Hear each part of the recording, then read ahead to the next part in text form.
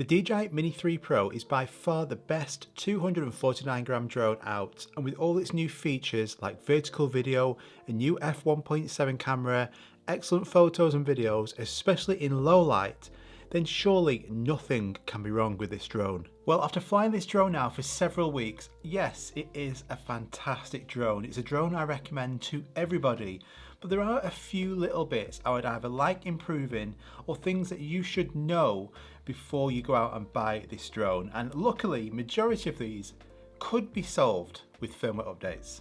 Let's go. Okay, surprisingly, the first one is this, the new RC controller. This is awesome. I love this. I love how it's lightweight and it goes hand in hand with this. A small lightweight drone and a heavy controller wouldn't really work like the RC Pro. This is perfect because it's so small and lightweight. It's great for travel. I love the screen. The screen is bright enough for majority of situations. It's good. The only gripe I've got with this is the way it handles the Wi-Fi and hotspot connections, and I would like this to be updated with a firmware update. I'm sure it can. What I mean is, so when you go and take off and you say lose signal, the drone will automatically come back to you. Return to home works absolutely fine as normal. It's a great feature we all love. However, if you're going to be moving about, so say you're on a bike and your location is changing constantly, you want to update your home point in the settings regularly.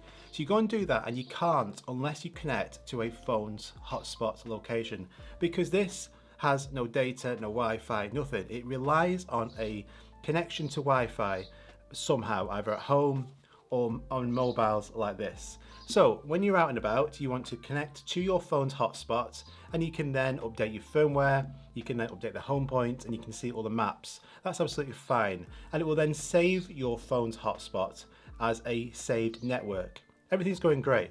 But what I would like to see different is this. In my home's location, when I turn this on, it automatically connects to my home Wi-Fi. Perfect. But when I'm out and about, it doesn't. It doesn't connect to my phone's hotspot, even though my hotspot sharing is on all the time. What I would like to see is an auto connect feature, so it automatically connects to your phone's data, or at least a prompt to say, would you like to connect to your phone's data? That means you're not going to then forget to connect the two together, and you're going to be up in the air and you're going to update your home point, and you can't without going into the settings, going on your phone, making sure that's turned on correctly, and then doing it that way.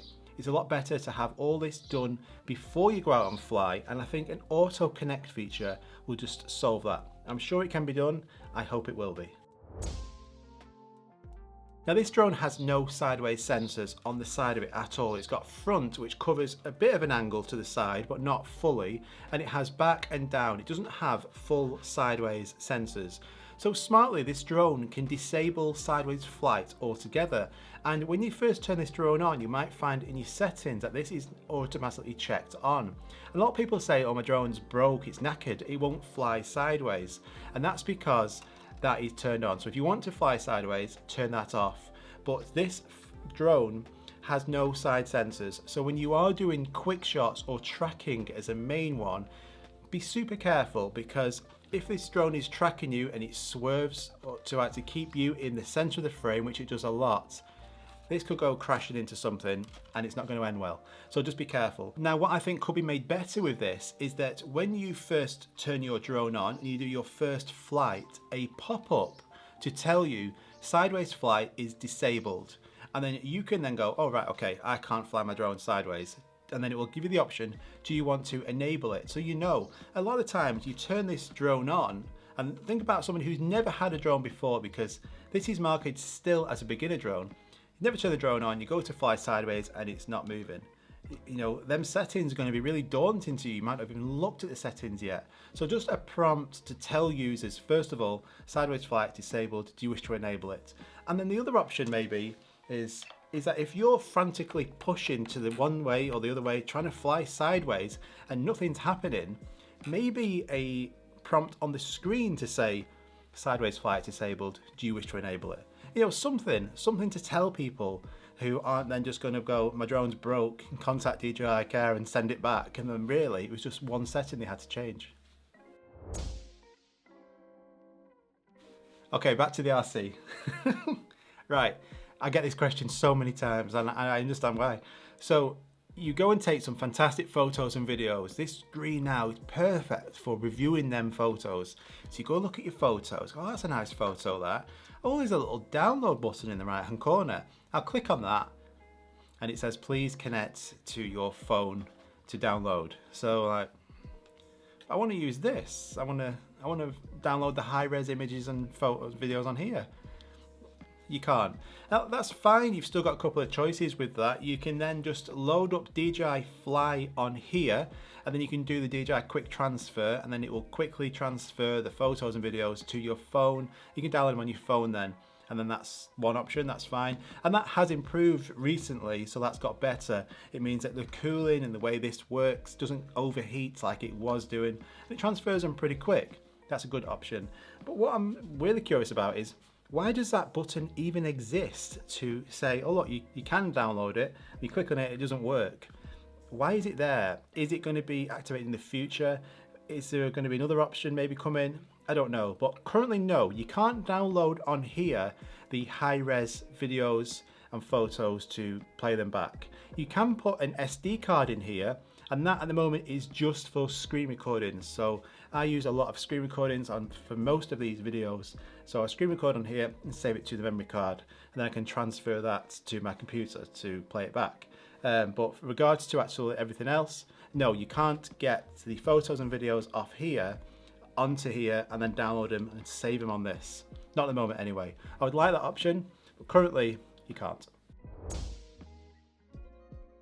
Okay, what do we always want on these small drones? We wanted focus track and we wanted obstacle avoidance, and we now have both. The APAS 5.0 on here is perfect. It avoids obstacles really nice and smoothly and calmly. Not like the Mavic 3, which does avoid obstacles and is a lot better now, but in a more aggressive stance. Whereas this is just effortless, avoids all these problems. Even branches recently, super impressed with this. However, there's a few things need to be made aware of. So when you're actually in the settings, you can set the APAS on here to either bypass an object, brake, or just turn them off altogether. And this works perfectly as long as you're up to 30 FPS. If you go into higher frame rates like 48, 50, 60 FPS, the APAS 5.0 doesn't work. What does that mean? Well, it doesn't turn it off completely, but look at this video here. So this is in 25 FPS. Now, as we go towards this tower, it will see the object and it will swerve around it. Not a problem whatsoever. However, if we switch it into 60 FPS, as we get towards it, the drone slows down, but when it gets near it, it will not go around it. It simply just stops and stamps its feet like a moody teenager and will not move forward. Now this is a good thing, it shows that it still works, but it doesn't work in the same way, so it won't bypass obstacles. So APAS 5.0 is for 30 FPS and lower only, and that's even in 2.7K as well. So no matter what frame rate you use, the FPS to work it fully, properly, has to be 30 or lower. This brings me on to focus track now, and this works brilliantly on here. Focus track and spotlight modes on here are perfect. I love using them all the time. I've used them on myself, in a car, on a boat. Everything works great, and you can use this in both normal and de-cine light profiles, which is great, and it works really good. I've found it to be, again, nice and smooth and calm and gets good results, even from quite a far distance away. So make sure you go out and use spotlight and focus track on here. And focus track, the active track, is awesome as long as you're using 24, 25 and 30 FPS, just like before. If you're using higher frame rates, it doesn't work. So you will get the option on the screen, it doesn't work in these frame rates. So in 48, 50 and 60 FPS, this doesn't work with active track, won't track you or anything else. You have to use the lower frame rates. Now, it's not a massive problem. It's probably due to the processing and everything that's going on in here. Let's not forget, this is a small 249 gram drone. They had to put everything in here whilst retaining it under 250 grams, which is impressive.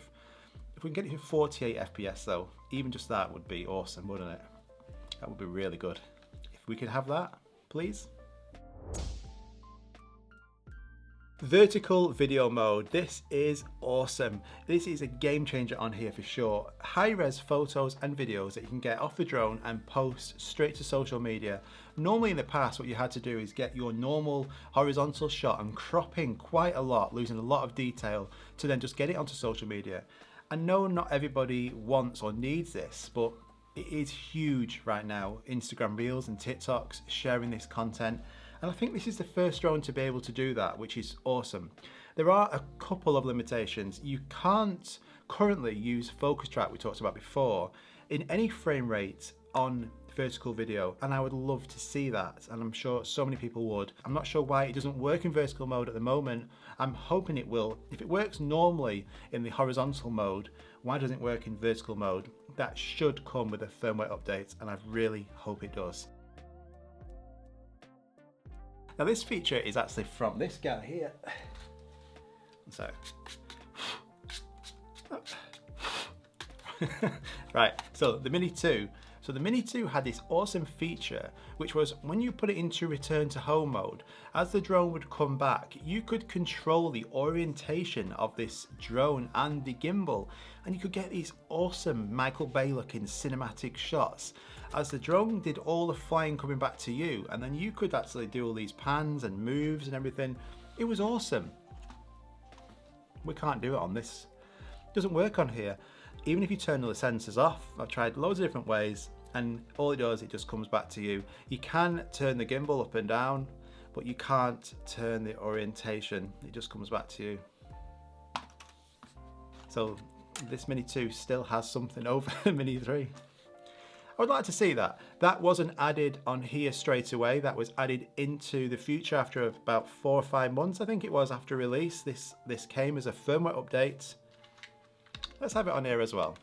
Come on, let's put it on there. Now when you first get your drone, the propellers are pretty fragile, and I find when you put in this drone into, say, a pocket or a camera bag, breaking these seems to be quite easily done. It doesn't come in the box with like the Mavic 3 that this GIMP mask this came with. This was awesome and it kept everything all in place. It doesn't come with anything in the box as a paid option either.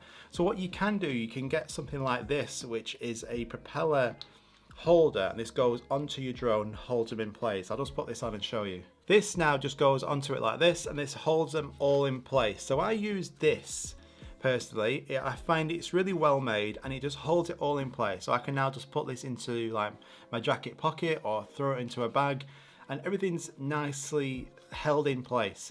Or you could just use literally like a rubber band if you want to go for the retro option, but this is good. It's about $10, so I'll link the description if you're interested. But it doesn't come with anything. I would love to see the Mavic 3 GIMP mask option for the Mini 3. That would be cool, so just be aware of that. Now let's not forget, majority of drones like the Mini 2, the Mavic 3, they all got firmware updates during its release and made it better. So if this can get even better than it is by hopefully some of these I've just listed, that would be fantastic and make this drone even better. That's going to be the only drone you need soon. This is awesome. I love this drone. But let me know, we're really interested. What would you like to see change on here? Is there nothing you think needs changing? Do you agree with any of these I've said? Please let me know in the comments down below. I'd be really interested to hear your feedback. If you're new around here, like and subscribe would be awesome, guys. I'd be really appreciative of that. And I'll see you on the next one. Take care, guys. Bye-bye.